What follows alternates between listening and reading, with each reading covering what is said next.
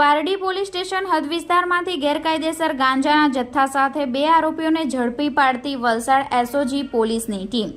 વલસાડ જિલ્લા પોલીસ અધિક્ષક ડોક્ટર કરણરાજ વાઘેલાની સૂચના મુજબ જિલ્લામાં ગેરકાયદેસર માદક પદાર્થનું વેચાણ કરતા તથા સેવન કરતા ઇસમો વિરુદ્ધ કાયદેસરની કાર્યવાહી કરવા આપેલી સૂચનાના અનુસંધાને પોલીસ ઇન્સ્પેક્ટર એયુ રોઝ એસઓજી નાઓની રાહબારી હેઠળ એસઓજી વલસાડના પોલીસના સ્ટાફના માણસો પોલીસ સ્ટેશન હદ વિસ્તારમાં પેટ્રોલિંગમાં હતા, જે દરમિયાન ઉમરસાડી ગામ માછીવાડ રોડ સાઈનાથ એપાર્ટમેન્ટની બાજુમાં ખુલ્લી જગ્યામાં તાલુકો પારડી જિલ્લો વલસાડ ખાતે આરોપીઓ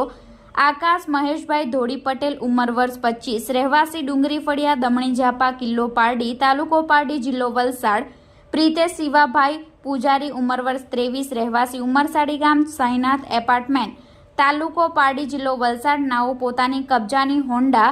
SP 125 motorcycle number GJ 15EH 1451 જેની કિંમત 80,000 ઉપરથી ગેરકાયદેસર રીતે માદક પદાર્થ ગાંજાનો જથ્થો 2.133 કિલોગ્રામ જેની કિંમત 21,330 તથા મોબાઈલ ફોન નંગ 1 જેની કિંમત 2,000 મળી